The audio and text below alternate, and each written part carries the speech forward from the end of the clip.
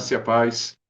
Em nosso curso básico de vida cristã, nós estamos no livro 3, Epístolas Paulinas 1, Carta aos Gálatas, iniciando hoje o capítulo 7. Deus dá a Paulo o seu evangelho. Amém? Na aula passada, nós fechamos o capítulo 6, né?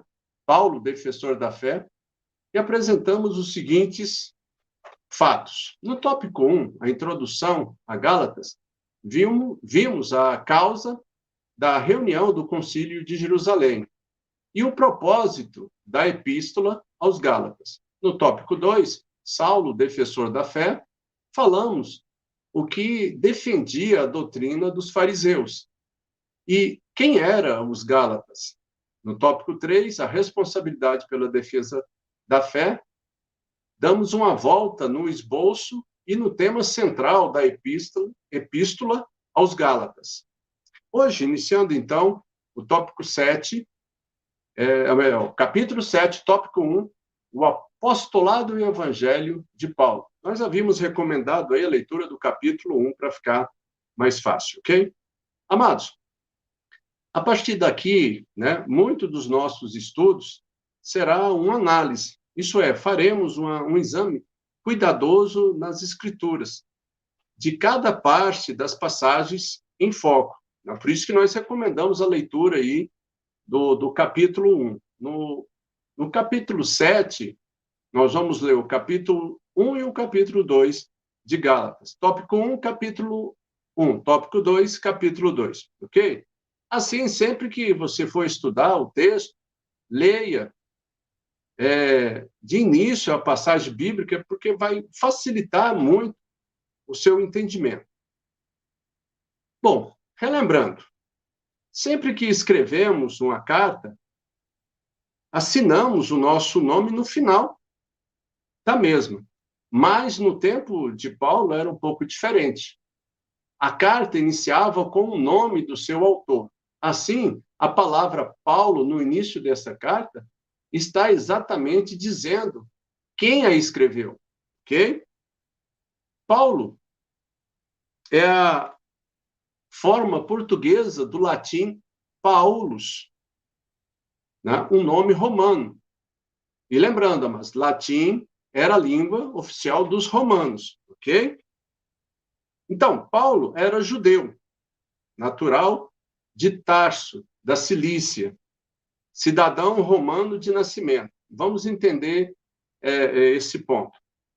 Pois, naquela época, quem nascia na cidade era concedida a ele, no caso poderia ser um judeu, qualquer outra nacionalidade, era concedido, né, o direito de cidadão romano, o título de cidadão romano. Assim era comum o uso de nomes romanos por cidadãos judeus, né?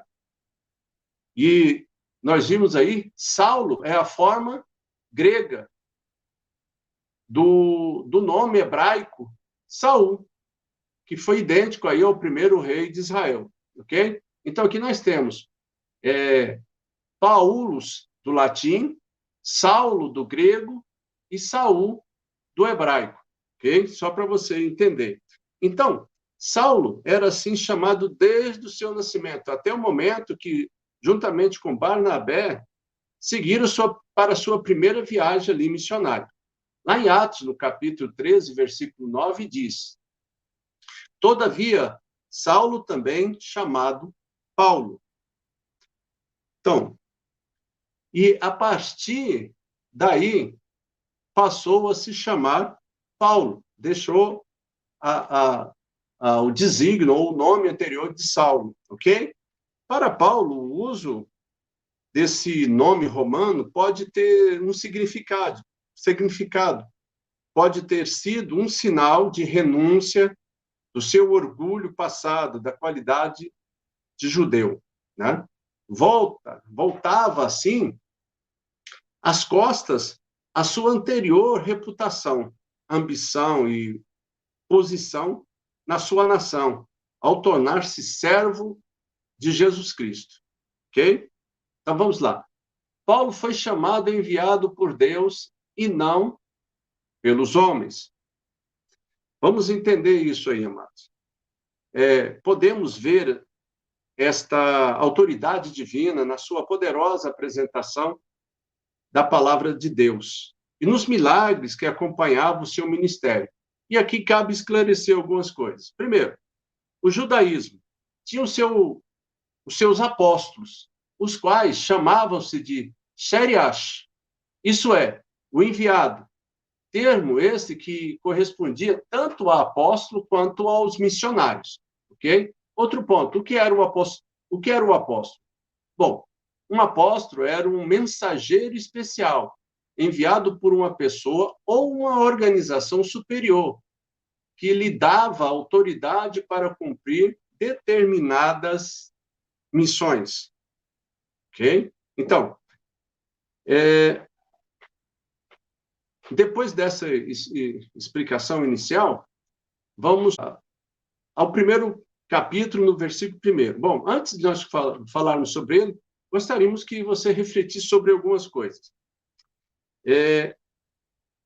Qual a sua ideia sobre a chamada divina para o ministério cristão de tempo integral? Como ocorre essa chamada? Deus ainda hoje chama pessoalmente as pessoas para o ministério? Bom, com esses questionamentos, devemos ter em mente essas perguntas ao aplicarmos em Gálatas, capítulo 1, versículo 1. Porque a nossa vida e ao ministério que Deus nos confiou, nós teríamos que responder e vivenciar essa questão. Então, veja bem, Paulo começa a carta assim: Paulo, apóstolo, não da parte de homens, nem por intermédio de homem algum, mas por Jesus Cristo e por Deus Pai, que o ressuscitou dentre os mortos. Mas observe, nós já havíamos colocado na introdução alguns dos motivos para Paulo iniciar a carta com essa apresentação de defesa, e nós vamos andar muito ele falando sobre isso, mas devido aos constantes ataques, né, que ele estava sofrendo. Então, com base nessa afirmação dele, aquelas perguntas que eu deixei para você pensar, né, do obreiro de tempo integral, se ainda há chamados assim, porque esse foi o chamado de Paulo, para ser um obreiro de tempo integral, e foi um chamado especial, ok? Observe, como nós já havíamos pedido para você ler, eu não vou colocar o versículo 2, vou só comentar a respeito. Observe com atenção a palavra igrejas, que está aí no versículo 2. Então, esta epístola, ela é dirigida a diversas igrejas da localidade da Galácia, ok? Nós já havíamos comentado sobre isso. Se você tiver alguma dúvida, volte no capítulo 6, passe pelos 3 tópicos que você vai tirar essa dúvida. Assim, ficaria mais fácil para o entendimento. Então, a palavra igreja é tradução do grego, ekrésia, que significa assembleia. Isso é, um povo especial chamado do mundo para pertencer e servir a Deus e para adorá-lo, né? Mas a palavra igreja significa aqueles que vêm de fora, porque essa é a missão da igreja, trazer as pessoas de fora para dentro e apresentar o ministério do Senhor. Atentamos agora para o Senhor Jesus Cristo. Lá em Colossenses, no capítulo 1, versículo 27, Jesus é o centro do evangelho de Paulo. E Paulo diz: Cristo em vós, a esperança da glória. Então, veja bem, a salvação é pela fé em Cristo Jesus, e não através de guardar as leis. Quanto a Cristo, Paulo apresenta-o como o Senhor Jesus Cristo. Vamos esmiuçar isso. Senhor significa que ele é Deus, é o nosso soberano, é o nosso dono. Jesus significa que ele é o nosso Salvador. Cristo significa que ele é o nosso Messias, o ungido de Deus, o nosso libertador divino. Amém? Então, observe. Em Gálatas, no capítulo 1, versículo 3 e 4, diz assim: graça a vós outros e paz da parte de Deus, nosso Pai, e do nosso Senhor Jesus Cristo, o qual se entregou a si mesmo pelos nossos pecados, para nos desraigar deste mundo perverso, segundo a vontade de nosso Deus e Pai. Amém? Então, Paulo continua explicando e fazendo a sua introdução na carta. Um único evangelho, Gálatas, no capítulo 1, versículo 8 e 9.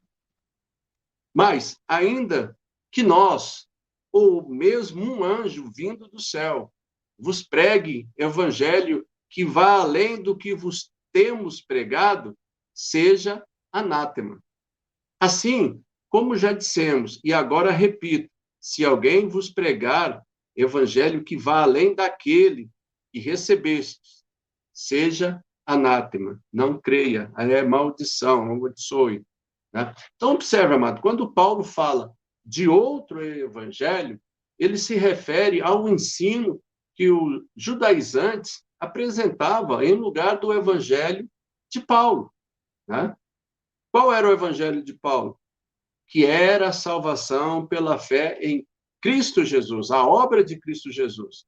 Então, na carta aos Gálatas, não lemos, não encontramos quais eram os questionamentos levantados pelos judaizantes, mas pelas respostas ali que Paulo dá, podemos deduzir quais eram, ok? Então, voltando ainda. Paulo chama de o meu evangelho. Por quê? Porque ele vivia esse evangelho e pregava esse evangelho. Ok? Então, quando a salvação se introduz em qualquer grau no mérito humano, na capacidade do homem, a graça fica excluída. O evangelho deixa de ser evangelho.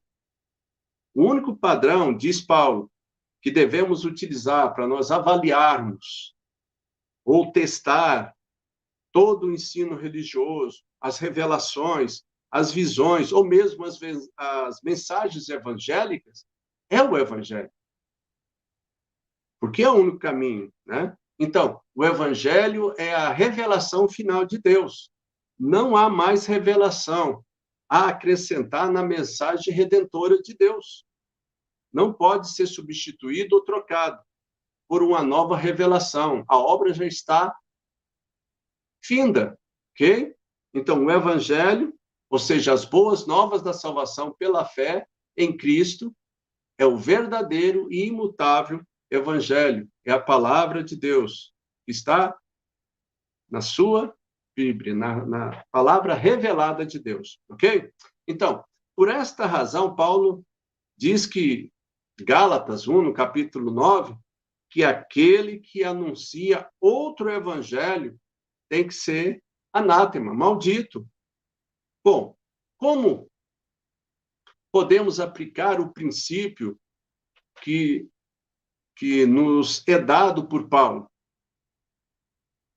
Vamos suponhamos que alguém pregue uma mensagem afirmando que é uma profecia, ou de igual modo transmite um sonho, uma revelação, algo que vai fora da palavra de Deus. Essa mensagem ou revelação está de acordo com a palavra de Deus? Não, não está. Então, é anátema, é maldição.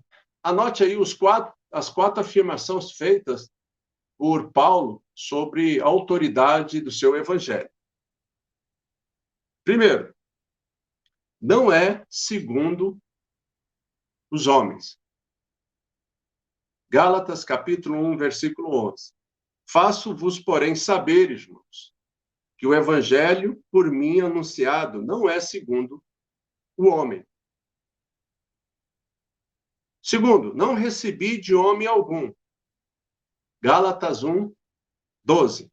Porque eu não recebi nem aprendi de homem algum, mas mediante revelação de Jesus Cristo. E aqui nós temos os outros dois pontos.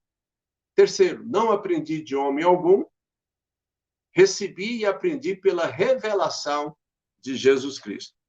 Observa, a afirmação de Paulo aqui, ele é categórico. Ele diz que o evangelho que estava sendo questionado pelos judaizantes não era fruto de sua imaginação, da sua criação, nem tinha sido recebido de homem algum, mas era o resultado da revelação direta do Senhor Jesus. O evangelho não é de origem humana, mas sobrenatural, uma vez que ele tinha recebido diretamente do Senhor. Paulo ousava chamá-lo de meu evangelho. Amados, Romanos, no capítulo 16, versículo 25. Ora, aquele que é poderoso para vos confirmar segundo o meu evangelho e a pregação de Jesus Cristo, conforme a revelação do mistério guardado em silêncio nos tempos eternos. Então, não era seu porque o inventara, mas era seu porque o havia recebido de maneira especial. Amém? Assim, foram 3 as situações mencionadas por ele em sua defesa. E Paulo começa, então, essa carta se defendendo. Primeiro, que ele era um fanático legalista antes da conversão. Gálatas, capítulo 1, versículo 13 e 14. Diz assim: porque ouviste qual foi o meu proceder, outrora, no judaísmo, como sobremaneira perseguia eu a igreja de Deus e a devastava.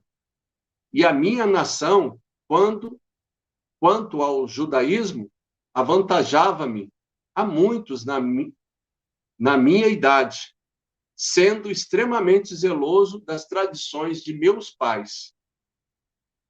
O que Paulo está falando? Paulo não está apenas dando um testemunho da sua conversão nesse texto, mas está fazendo uma defesa do evangelho que prega. Ele fala do judaísmo e do cristianismo como 2 religiões bem distintas, amados. Então, vejamos. Nós já falamos isso, mas vamos mais uma vez só para nós memorizarmos, ok? Originalmente, o judaísmo foi a principal corrente do plano redentor de Deus. Foi através dos judeus que vieram tanto a palavra de Deus como o Messias, o Redentor. Mas, nos dias de Paulo, o judaísmo tinha se afastado do plano divino, né? Então, em muitas ocasiões, Paulo enfatiza quão zeloso fora ele antes da sua conversão. Apenas uma revelação divina podia convencê-lo da verdade do Evangelho. Ele era um apóstolo da lei. Só Deus podia transformá-lo em um apóstolo de Cristo. E nós já vimos isso. Então, os judaizantes, eles acusavam Paulo de ensinar um evangelho assim fácil, um evangelho fácil, um evangelho diluído para ser aceito e ganhar popularidade no meio da igreja, né? Então, por causa disso, diziam os judaizantes que a lei era necessária para tornar o evangelho mais sério, mais consistente e comprometido com a conduta correta, né? Então, veja bem, amados, a maneira, a sutileza que eles usam para tentar derrubar Paulo dos princípios, das normas que ele havia ensinado para esse povo. E Paulo estava preocupado porque eles tinham aceitado muito fácil isso daí, né? Então, assim, Paulo afirma que se não fora a intervenção divina que o fez passar do judaísmo frio e sem vida para um cristianismo vivo e poderoso, tendo como sua razão de ser não teria motivo para mudar, continuaria lá. Okay? Segundo ponto aí, a revelação e direção divinas. Uma experiência única.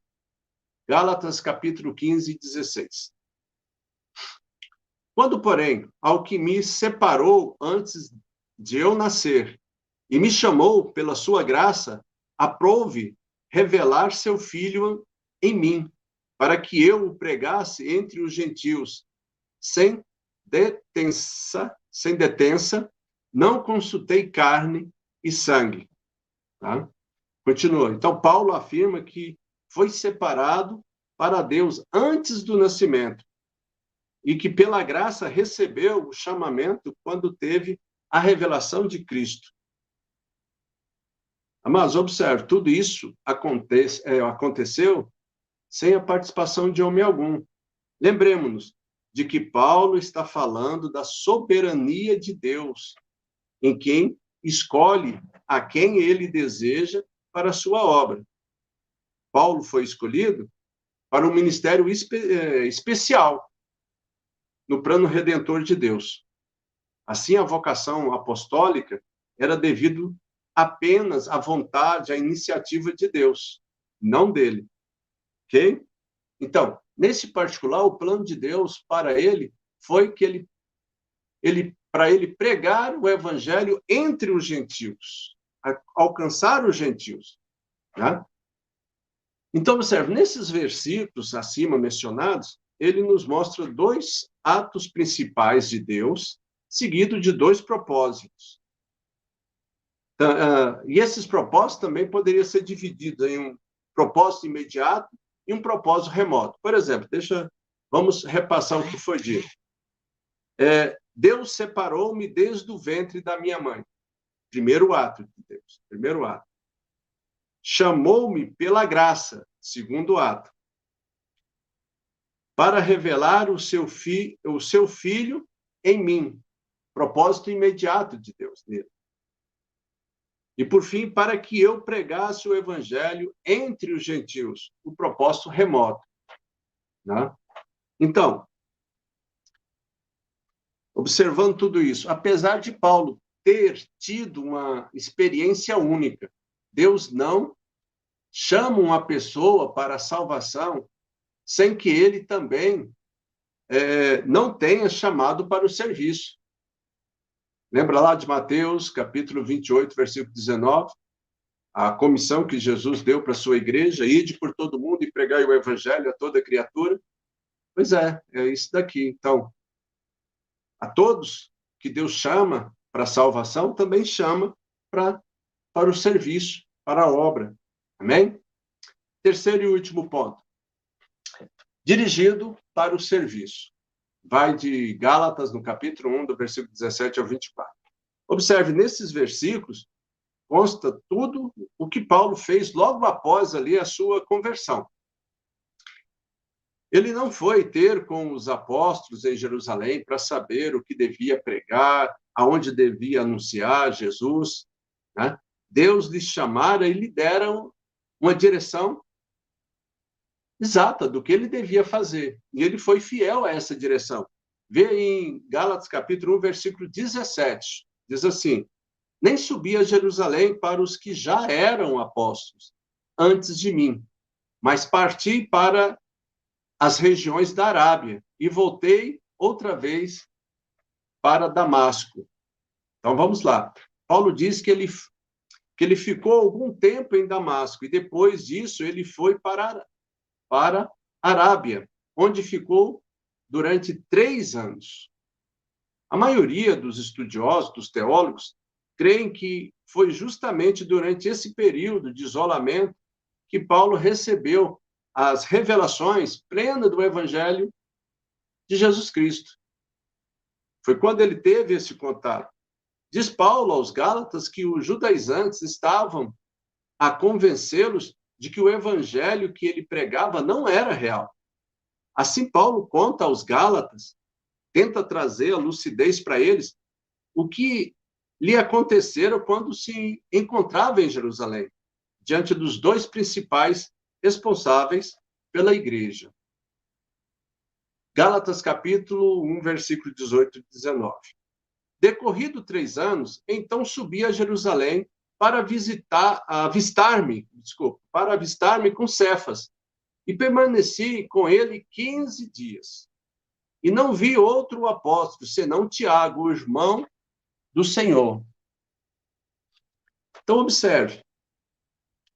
Observe que a viagem de Paulo a Jerusalém não deve ser confundida com uma viagem feita mais tarde para levar uma oferta aos irmãos que estavam enfrentando uma grande fome. Isso está lá em Atos, no capítulo 11, versículo 30. Nem tampouco com a viagem para participar do concílio da igreja, o concílio de Jerusalém, lá em Atos, no capítulo 15. Paulo diz que essa viagem foi feita para visitar e conhecer Cefas é Pedro, pessoalmente. E assim depois foi para as regiões da Síria e da Cilícia. Ok? Então, continuando. Então, durante o período de 14 anos, Paulo fez apenas uma rápida e insignificante visita a Jerusalém. Observe, amados. Então, se Paulo pregasse um falso evangelho, Pedro e Tiago tê-lo-iam corrigido. A verdade é que não temos qualquer relato de problemas ocorridos nesse sentido. Pelo contrário, há um registro de que Paulo sempre é bem recebido em todas as igrejas da Judéia, onde quer que se ouvia dizer. Né?